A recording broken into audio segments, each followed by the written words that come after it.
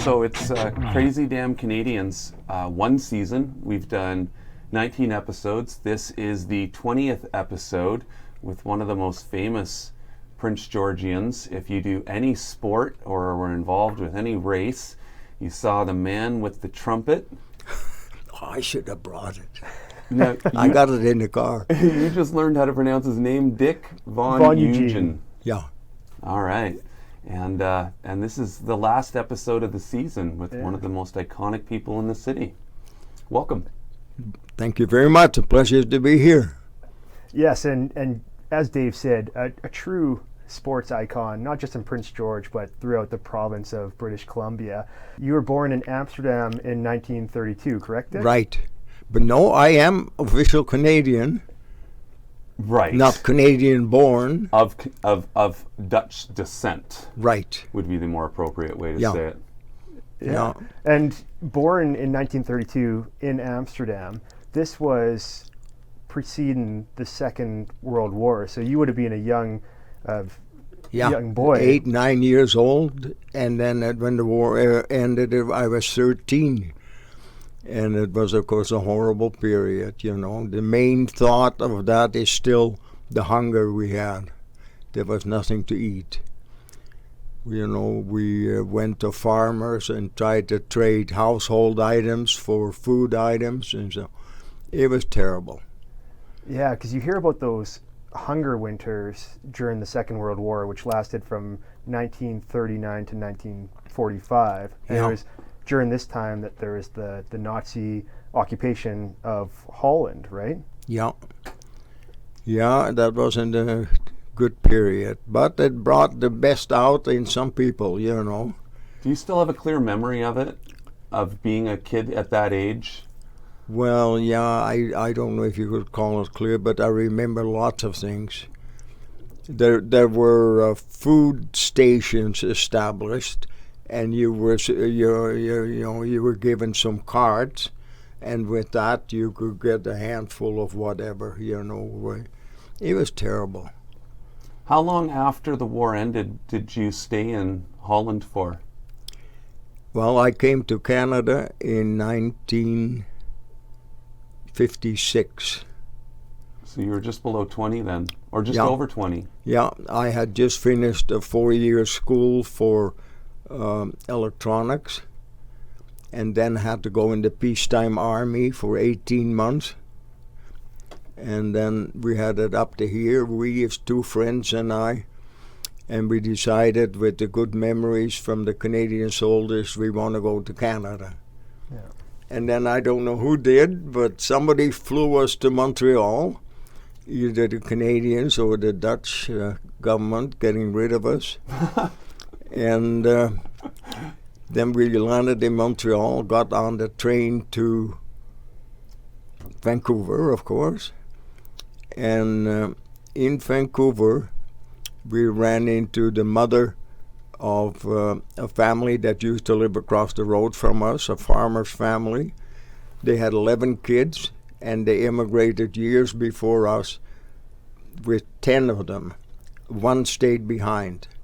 And the mother of that family was just happened to be visiting her remaining son in Holland. And she said, I hear you guys going to Canada. I said, yep. Where are you going? He said, Canada. She said, Canada is big, you know. He said, come to us, which is a little spot, McCoy Lake on Vancouver Island, just outside of Port Alberni. And that's what we ended up doing. The daughter there took us the next day this was a Friday evening, took us to the marshalling yard from Macmillan and Bloedel. And we got hired on as chokerman, the lowest job in the wood circuit, you know. And which requires some muscle, right? And maybe whatever they saw in us, we were hired. And they told us to be at the road at that particular spot at 3:30 in the morning. What? It was already fire season, so they started early. And I did that for about 3/4 of a year. And then we happened to be having sitting lunch, and next to the guy that was in charge, the foreman, Alan West. And he looked at my hands. He said, "You haven't worked much." I said, "No, this is my first job. School, peacetime army, and now I'm here." He said, "What do you go to school for?" I said, 4 years of electronics. "Oh," he said, "we're just starting with two-way radio. Instead Monday getting on the crummy to go to the woods, get on the crummy to go to the shop and tell them you're the radio man." No way. No question, no nothing. Wow. And that eventually led to a career with West Coast Motorola? Or? Well, yeah, so then BC Tel at the time had an idea. They had 17 camps on the island and 17 radio men, and they said, "We can get rid of these guys if we farm this out to BC Tel at the time." So they did, and there I was. And somehow I got in touch with Motorola and looked after the installation of most of the gear then for the Department of Highways. And then they asked me to come to Vancouver and do new installations throughout the province. So I got to see the whole province. And then we had a strange guy in charge. They couldn't stand him in Toronto, so they shipped him to the West Coast. Mr. Patterson. I mean, everybody went by their first name, not Mr. Patterson. And he said, "Well, I think you got certain qualities that will work in sales, and we want a technical sales rep in Prince George." I said, "Sales, you know." Well, he said, "You'll do it." So that's how I ended up in 1965 in Prince George, and still here and loving it. And looking back, it might not have been Canada, because when you're looking at different countries to move to, South Africa and Australia were also an option? Those were the three countries that accepted immigrants or citizens. Yeah, and looking back at the date of May 5th, 1945, the liberation of Holland, it was Canadian soldiers that were responsible in large part for that liberation. Is that influence? And they had a big role in deciding where we want to go. Yeah, and one thing I find extremely remarkable, and Dave and I were just talking about this before the podcast, is during the Second World War, your family courageously housed a Jewish family. Yeah. And were able to successfully hide them from the Nazi occupation. I know. And What we was had that a like? little spot where they could dive into on the second floor and put things over their head again. And we had several visits from German soldiers that were suspicious. And eventually that family moved out to another location.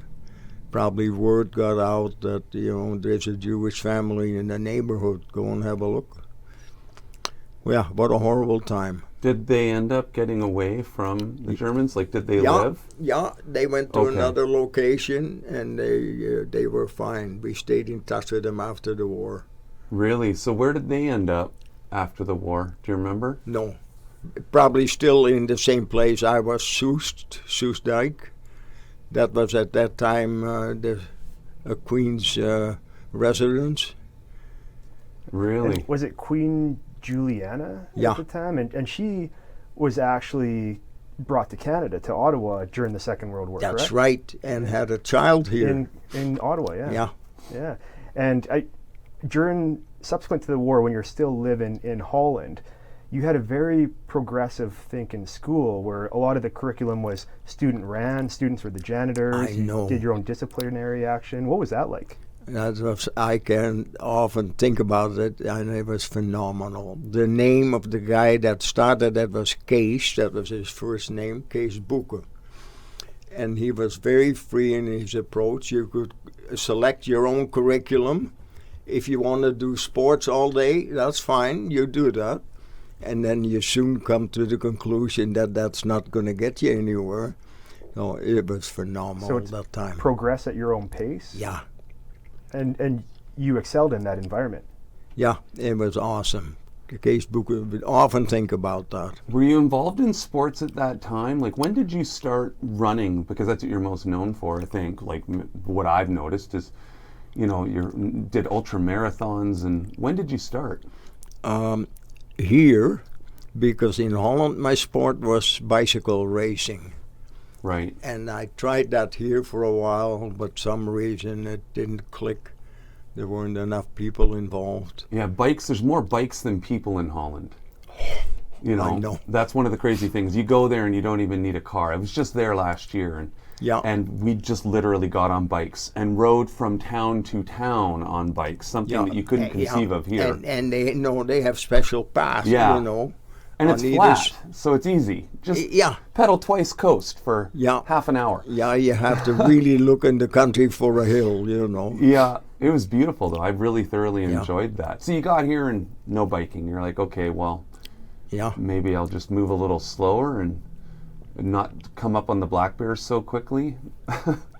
No, it was good, but I went with two friends, came to Montreal, Vancouver, the island, Macmillan and Bloedel, and then I ended up with two-way radio with Motorola, and we had a strange guy in charge, Mr. Patterson, I think I mentioned, he went by his full name, and ended up in Prince George. And that was a sales position at first, which transpired into a management position? And, it worked so well that we had two more guys here in sales department, one in Terrace, one in Kamloops, and one in Cranbrook. So I didn't have time to go sell. I was sort of the interior manager. And then the Japanese came on board with their junk, but it wasn't junk. Their equipment could do things that we couldn't do, like having very widely spaced frequencies from the logging business, for instance, in one radio. And it turned out that it wasn't junk. It was good stuff. So why did you say they're junk? Was it that people thought it was junk at the time? Is that where that phrase came from? Well, yeah, who could make a better radio than Motorola, you know, type of thought. And they did, and they did very well. So eventually our market sort of shrunk, and I was by myself again. And then the guys from Vancouver came up, and they said, well, you can keep on working, but you're going to move to Vancouver.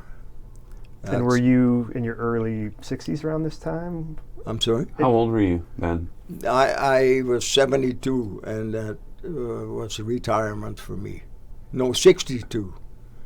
So you worked for Motorola from your 30s in 1965 all the way up till like 90 Yeah, in the 90s? 33 years or so.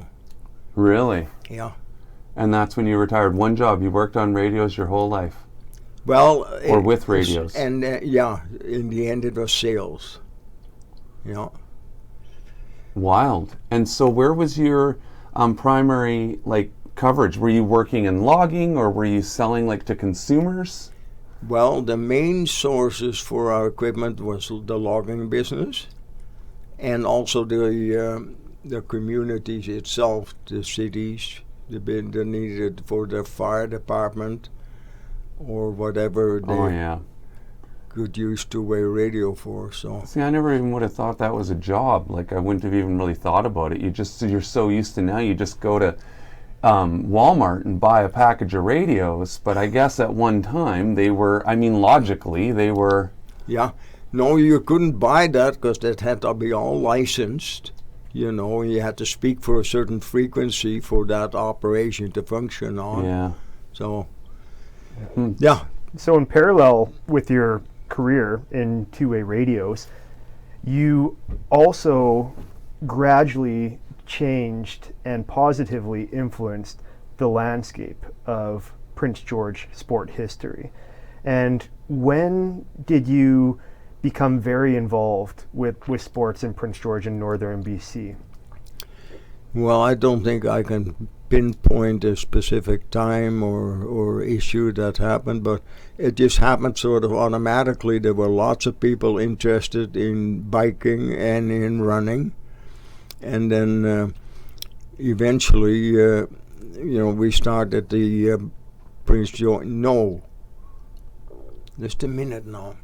the guy that was really opposed to having an organized group for running was Gene Bricker.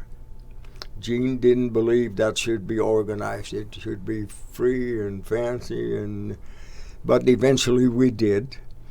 And I know we had a meeting, and Ross Pierce was there, and we said we need to come up with a different name for what we have now. And I forgot now even what that name was. That had a relation to the Tom Masich's running group. And Ross said, no, this escaped me the name. And it was the name of the running group that you guys formed at that time? I think it was simply the Prince George Roadrunners. Mm-hmm. Yeah. And from there it sort of mushroomed. And yeah, it's been good. Yeah. So I believe it was in the early 1970s that Tom Masich stepped in and played an instrumental role in getting the Prince George track and field off the ground. And I know that Tom and you have always had a very special friendship. Can you describe your friendship with Tom Masich? Yeah, Tom was awesome because he started the first road race in Prince George, which was from the Spruceland Shopping Center to the first bridge going north. I forgot now. Yeah, Salmon River. Salmon River. And that proved kind of dangerous. Initially, it wasn't paved and there was lots of dust. And then eventually he decided to move it into town and created 8.5 mile loop. And yeah, he was a big part of that. And then he said, well, I'm with the running club on the track. The road runners should have a separate issue, and do it. And that's where we came up with a meeting. Somebody, Ross Pierce was there. He said, Prince George Roadrunners. So that was it, and that's how it got started, and it's still operating. Yeah. They still host most of the races that you can sign up for, of which I've done a few of them now. Yeah. And that specific race that you're talking about, Dick, is now called the Labor Day Classic in September, and before that it was called the Prince George to Boston Marathon. Exactly. Sorry, I missed that. And it, that was such a confusing name, even for the insiders, Prince George to Boston, what is that, Yeah. Marathon, it isn't a marathon. And then Tom explained, he said, well, the winner of that event would get a free ticket to the Boston Marathon. The next year. Yeah, but you had to explain that. That wasn't obvious, So then we had a meeting, and Ross Pierce said, if we need a new name, Prince George Roadrunners. And it's interesting that the total distance for that race, the Prince George to Boston Marathon, now called the Labor Day Classic, is 17 miles, because that's not a traditional length of a race. It's not the equivalent of a full marathon. No, it came from the original finish point, starting point, when 8.5 mile out and 8.5 mile back at the Spruceland Center. Yeah, so from Spruceland Shopping Center to the Salmon River Bridge and back. No. Yeah. That's got to be more than 8.5 miles out. No, 8.5 out. 8.5 mile in, 17 mile. No, you can measure it, Challenge. You have to go run that distance and record it just to double check, okay? Yeah. And let's talk about some more legacy around the Prince George to Boston Marathon, specifically the 1979 event, because there are some special people in attendance at that day. I know. All the way from Vancouver came our friend Terry Fox with several friends that ran, and his girlfriend at the time, and he signed up for the 8.5 mile. That was then the course laid out in town, okay? And unbeknownst to us, he was already contemplating his run across Canada, and he came through the finish line from the 8.5, and he felt so good, he said, can I go a second time? Yeah. So he made the 17 mile, And he could hardly wait to find a phone, call his mother, and said, "I'm ready for the Marathon of Hope." So history was made here, by this young man. Yeah, and so you actually have one of the original Marathon of Hope wood plaques. Like, this looks like it has some years behind it, eh? Where'd you get this from? I made them. I had the posters, cut that out, glued it on, and then on the bottom was a little sticker for whatever reason. And the guy that got one every year was George. His name will come to me later. George, an older gentleman, but he was so involved with it that he came back with every event. He was the highest contributor, and that was over $30,000 that he collected. Wow. Shout out to George. Year after year, Yeah. George Fabi, F-A-B-I. Nice. And he later on moved to Alberta and passed away since.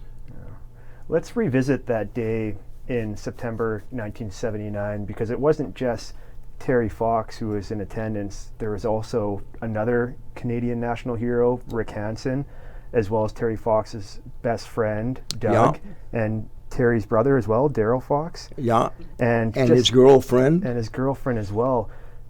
What do you remember about that day, meeting these young individuals who at the time nobody knew who they were, but they'd be future Canadian heroes?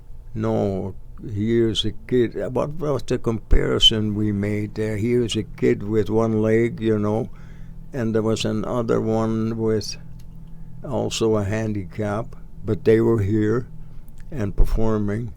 Yeah, it was awesome. Were people talking about it? Like, you must have noticed somebody has one leg. You're like, what are they doing here? Did it surprise you? Do you remember? No, not in the beginning.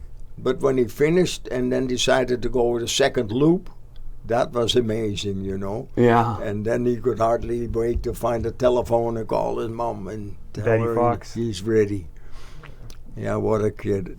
Both, Rick Hansen and Terry Fox, phenomenal young people. Despite the handicap that was given them, they did fantastic. Yeah. Dave and we had Rick Hansen on the podcast earlier this year, and just preparing for that interview and learning more, reading his book and learn more about his story and everything that went behind the Man in Motion tour. It just made us recognize like how proud we should be as a nation to have individuals like Rick Hansen and Terry Fox that went on to inspire so many. I know. At that age, Just kids. Yeah. Yeah. Phenomenal. Terry Fox was in his early 20s when he started his Marathon of Hope. Probably his late teens or 20 when he came up here in 1979 for the PG to Boston Marathon. Yeah. Do you remember, did you get to hang out with him afterwards at the event? No, afterwards. I need a phone, need to call my mom, and phenomenal. Yeah. That was absolutely a wonderful event. And just the fact that you already mentioned it, but that September in 1979, it was that event that gave Terry Fox the confidence to start the Marathon of Hope the next year. I know. That's why he needed a phone to tell his mom. He felt after 17 miles and feeling good, he could do whatever it takes to run across Canada. Yeah.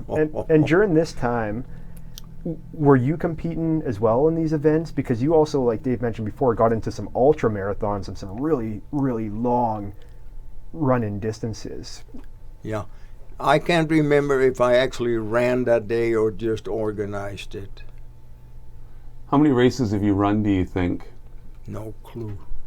Too many, eh? You ran a lot? Yeah. When did you stop running? That's a good question. I don't recall particularly. Yeah. Were you running into your 70s? I know I was 72 when I quit running. 72 when you stopped running, eh? Yeah. So with being born in 1932 in Amsterdam, does that make you 88 or 89? 89 in a couple of days. Oh, wow. Well, so at the end of July, it's your 89th birthday? Well, happy birthday in advance. Well, thank you very much. Yeah, that's a good. So in the races that you ran, a couple questions then. I'm just curious. Do you remember or have any idea what kind of was the longest distance race that you ran? Well, it started when I was 40, and I decided we should run a kilometer, not a mile, for every year I've lived. So we started with the birthday run. And I'm not sure if it was the first one or not, but we ended up eventually at Mount Robson and did that trail all the way to the chateau there they have. And then you could branch out to another area where you could almost look into Alberta. So you were running vertically? Yeah. Wow. Yeah. For your birthday runs? And back. It counted both ways, you know, so... Yeah. And you did those up until your 70s? 72, and then I thought, well, that's enough. So 72 kilometers. At 72, you ran 72 kilometers. Yeah. Yeah, that's crazy. Yeah, but there's guys here, these ultra guys, you know, that think nothing of running 100K. Yeah, but there's the special people, and there's not that many. No. I ran 42 kilometers. I ran one marathon and couldn't walk for 4 days. And said, I'll never do that again. I'll run half marathons. I love them. I love running. Yeah. But There is a limit. yeah, there's a limit. And 72 is double what I ran and couldn't walk for 4 days. So you're a different sort of human. I remember we were going to gather a group together at Otway at 6 o'clock in the morning to do, maybe it was the 72K, okay, something like that. No, it was my 80th birthday, and I didn't run, but I organized it, brought water here and there. And I got there at 6 o'clock in the morning, and they all looked kind of sweaty and dusty. I said, "What's up?" "Oh," he said, "we thought we would run an extra 20, then we can call it the 100. So Yeah. there were a dozen people, women too, that ran 100K that day. And that was 9 years ago. Yeah. So in all of your runs, can you remember anything that was just like a really crazy story or a really crazy thing that happened? Maybe an animal encounter or someone who did something exceptional? Like, is there anything that sticks out? No, I don't think I can pin a particular incident. But it was all good. Running was just, awesome to me. Did you prefer running by yourself, or was it more of a social thing No, for you? if we could get people together, that was much more fun. But it was not easy. There was one guy, Jeff Hunter, I think was his name. He was an ultra guy, and he wouldn't think anything of like that day, to put in 100K. Now, Dick, there's going to be a lot of runners, a lot of members with the Prince George Road Runners that are listening to or watching this podcast. What kind of advice would you give to somebody that might just be starting out with running, or they might be a year or two into their running career? What kind of advice would you, as somebody who's done these ultra marathons, who's helped develop the sport of running in Prince George and the region, what kind of advice would you provide these people? Well, you have to sort of maybe set an example, and don't overdo it, but just start and build it up. Anybody can run, I assume, although you hear from people and you suggest they run and say, "Oh, I can't run now." If you can walk, you can run, Yeah. But awesome activity, I think. I would recommend it to anybody. Did you do any other sports? Or what other sports were you heavily involved in over the last years? Well, my sport in Holland was bike racing, and that was, something big in Holland. Everybody's got a bike, maybe two. And, the cycling club I belonged to had a circuit laid out in a polder flat, and it always was a headwind no matter which direction you went. Yeah. But here I leaned more towards running and skipped the bike. And didn't you also skate, though? We were talking about just before the show started. Terrible.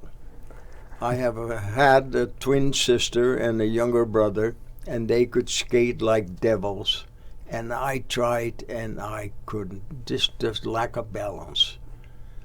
But nevertheless, I saw the need for the outdoor ice oval, and with the help from the city and other people, it got started. And now I thought I had a button where Kathy created that, Kathy Lewis, chill the oval. It would be awesome if that could be refrigerated, you know. We can start earlier, finish later. No more hiccups in between on account of a little bit of thaw. So, but that never happened. I'm very happy that you brought that up because Dave and I are both avid ice skaters during the winter months at the Oval. And I have to think that this year probably had record attendance with volumes of community residents heading down there. And we see you there quite often too, Dick.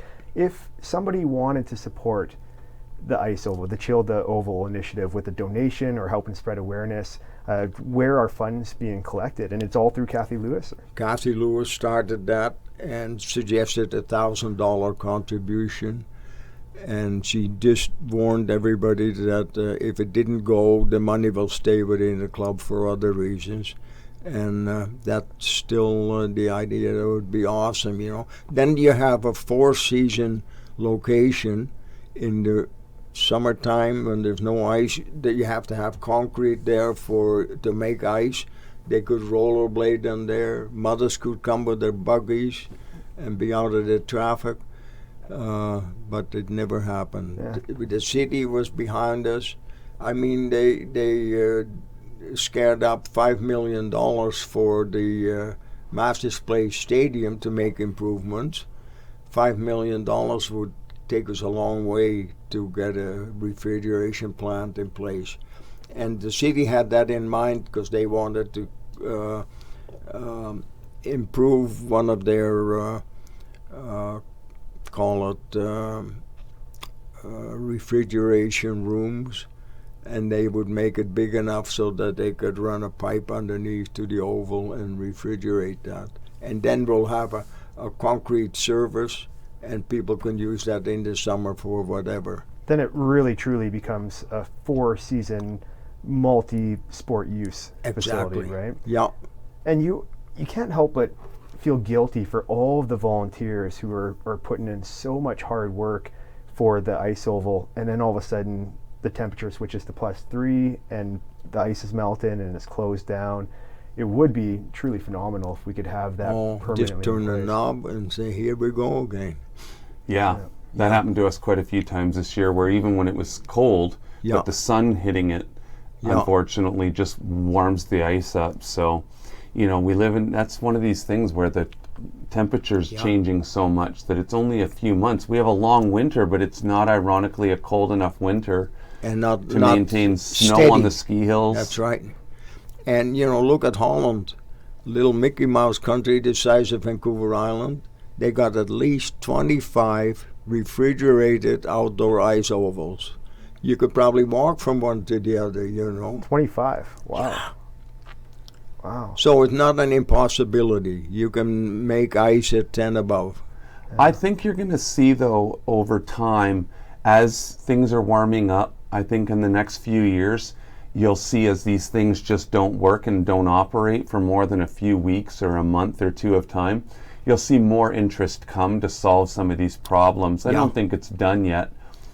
I hope not. It's just how necessary is it. Masich Place Stadium, rebuilding that is enabling a junior football team to come to town, which creates a whole different sport coming. So while I'm not a football fan and I am a skater, so I'd be biased to have the skating, but the junior football team's a pretty big thing for Prince George for enhancing sport. And it's a great example because it shows, like, if you build it, they come, right? Yeah, right. They built Masich Place Stadium. Now a junior football team's just announced they're coming into Prince George, and the Kodiaks football is now here. And the community has rallied to get behind this. Yeah, and so if you build the ice oval and refrigerate it, you know, what kind of events and competitions can we bring into Prince George?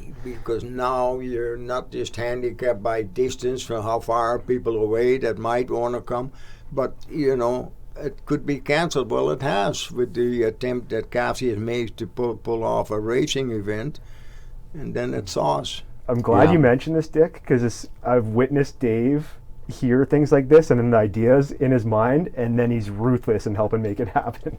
So you're talking to the right guy. Wow. All this talk about ice and winter, I want to switch gears and talk about the Iceman, because it's a legendary annual event in Prince George, multi-sport endurance event. Nothing like it in the world exists. Exactly. Do you have past experience with the Iceman? Did you compete? Did you organize teams? Did you volunteer? All of the above? No, I competed a couple of times. How was that? It is a tough event. 5 different events, cross-country skiing, 10K run, 5K skate, 5K run, 800-meter swim. And you did it all by yourself? Yeah. Excellent. Yeah, and then, sort of deteriorated my desire to do that, and we formed a group, and that was still going till I sort of acted as the organizer of getting enough people together, because I know everybody that can run whatever they do. So, yeah, fantastic event. Absolutely. And speaking about events, at the start of a lot of them throughout the sport event history of Prince George, typically we see you at the start line and you have something in your hand. It's an enormous blowhorn. We have to hear the backstory behind this blowhorn.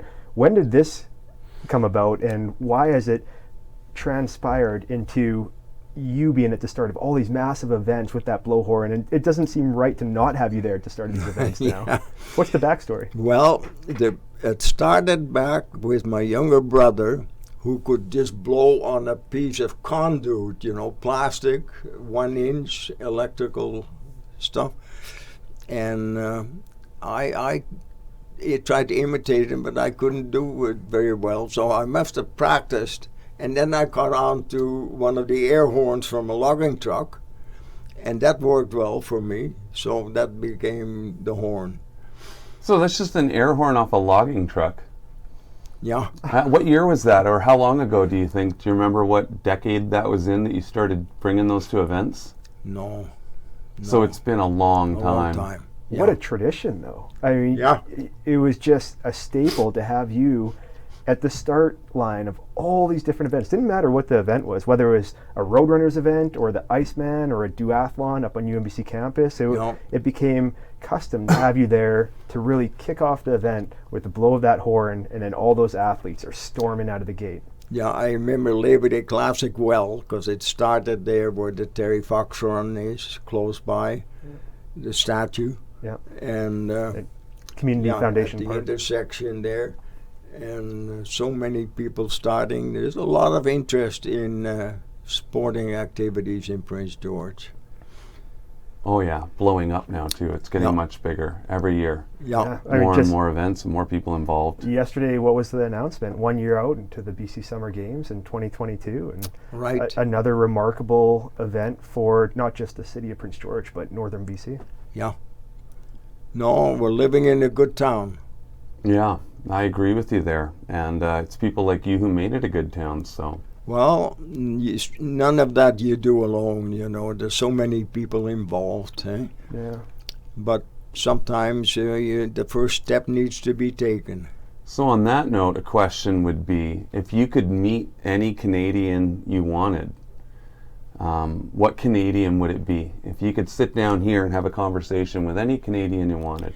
Well, it would be either Terry Fox or Rick Hansen.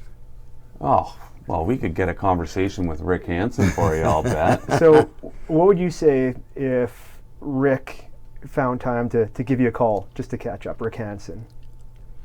Yeah.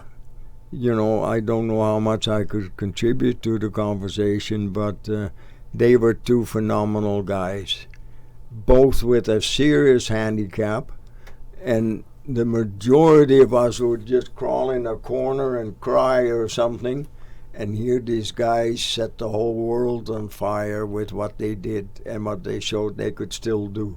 Eh? Amazing. Absolutely Yeah. amazing, you know. So let's make that a goal, Dave. We'll reach out to Rick Hansen's publicist, say 15 minutes for a phone call with Dick. We'll make it happen. I think that's what we should try. And and great answer with Terry Fox. And I also just have to say that the support that you've been able to provide the annual Prince George Terry Fox run over the years has been absolutely magnificent, where for so many consecutive years, leading right up until 20 years, I remember, somewhere where I just got too much, too involved with too many things. Started also the kids' fun triathlon, you know, and it just got too much, so I said I have to back out of this. So other people took it over.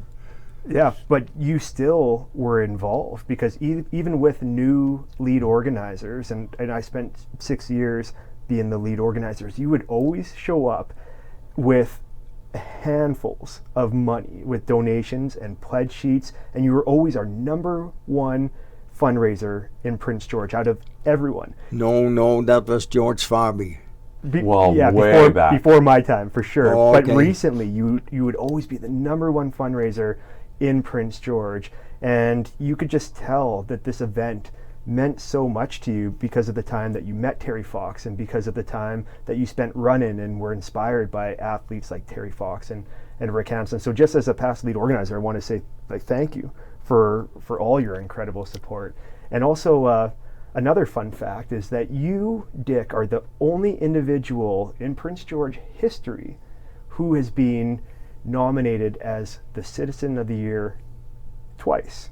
Once in 1995, another time in 2007. Is that correct? I forgot the years, but the explanation for that is actually that there were different organizations involved.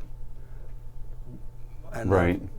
Correct. PG Community Foundation wouldn't have been around in 95 probably, or... Yeah, you're right, Dave, because I believe the PG Community Foundation came around 1997, but before that, the Prince George Citizen of the Year Award was arranged by a local Rotary group.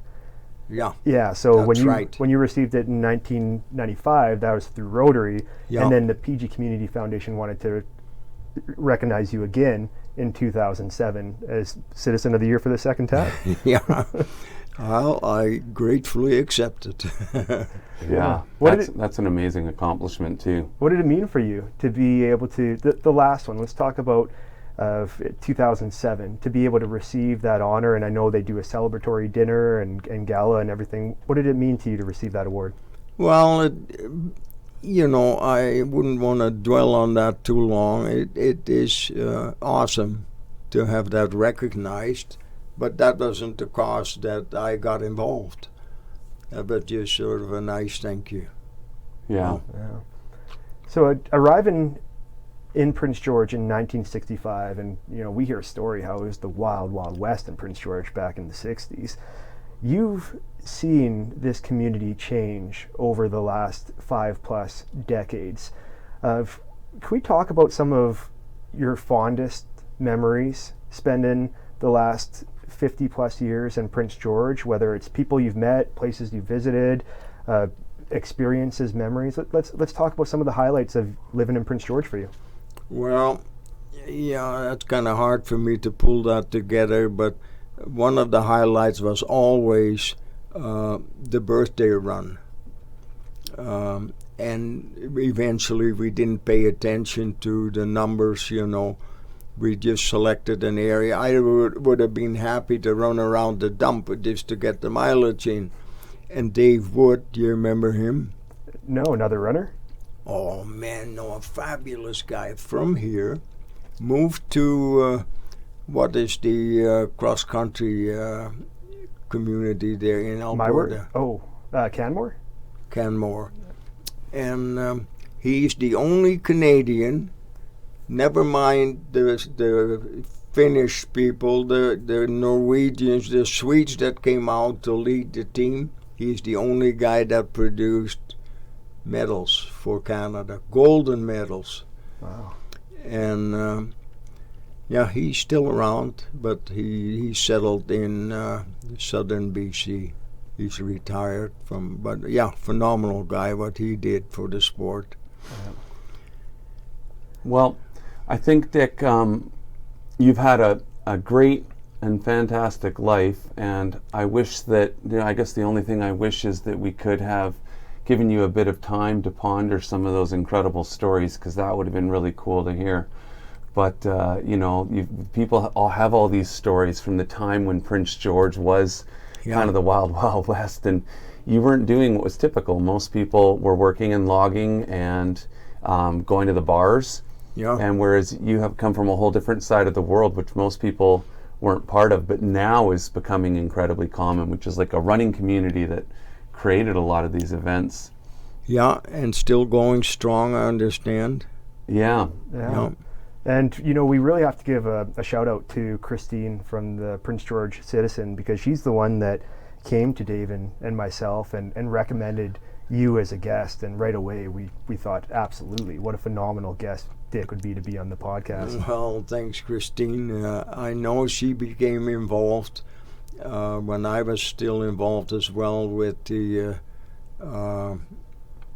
what is the name now for 55 and over? Senior games. Senior games. And you were very involved in that, right? That went from town to town to town all across the province. God, I can't believe I'm almost close to the senior games.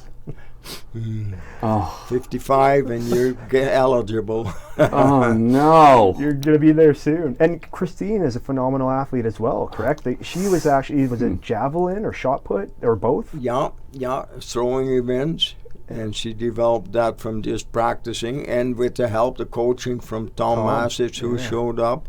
What a coach Tom Masich is. Yeah. Just for him to be able to identify every micro movement of an athlete and make little subtle adjustments, and it can make all the difference when they're performing as an athlete. What a guy. I know, he's been phenomenal. He's produced some extraordinary athletes, Alex Treasure, Olympian. Yeah. Which one? Alex Treasure. Is that the high jumper? Yeah, another phenomenal Olympian who grew up in Prince George. And still involved in the States with the sport, know. Yeah, Tom is not very well, unfortunate. Yeah, well, I hope that Tom might be listening or watching this, and just a shout out to Tom. We're all thinking of him and thankful for his legacy in this community. Yeah, and maybe you can urge him to come out. He will have lots of good stories. Yeah, that'd be, Tom has always had such a brilliant sense of humor. Whenever we run into him at the annual Terry Fox runs or at any sporting event, he's always cracking jokes and throwing out those one-liners to make everyone laugh. Right? Maybe that's a good idea. For another guest to bring out Tom. And your neighbor Laura Lynn, great friends with Tom, and she's always mentioned how he's played a large role in her sporting career and history as well. So that's the thing about Prince George. Like, we, for a smaller community, we have produced so many amazing athletes, incredible athletes. Lots of them have gone far places. Others have just stayed within Prince George but have still performed at a high caliber. And you're a prime example of that, Dick, where you're celebrating a 72nd birthday and going out for a 72-kilometer run. So what day exactly is your birthday? July 25th? 24th. 24th. Okay. I think we should set a challenge to the community. July 24th, 2021, everyone go out for a run. You don't have to run your birthday age, because some people might not be able to do that. Just run around the block. There you go. Just go out for a run on July 24th. That's a challenge to you, Dave. We'll make this a social media campaign and put it out. A happy birthday to Dick. Yeah, that's a challenge to you. That's a challenge to Andrew. It's a challenge to myself and everyone else in the community and region. On July 24th, go out for a run to honor Dick and his legacy in Prince George. Awesome. I won't be there. Yeah. You could just have somebody drive you around different neighborhoods at the blowhorn, celebrating everyone on, cheering them on. Dick, we're at an hour, and I think that this is probably wrapping up to a logical conclusion to our conversation. Or we risk asking you questions you're not going to have answers to. Because I don't know enough more about the running community, unless Scott has something else that's picking at your brain. It's just been an honor to have you on the podcast, Dick, and there's going to be people that are listening and watching this that you have provided direct inspiration for, and you've influenced their sporting career or just them as human beings. So thank you for being such a great Prince George citizen. Thank you for being on the podcast, and we're looking forward to July 24th when the community runs as one.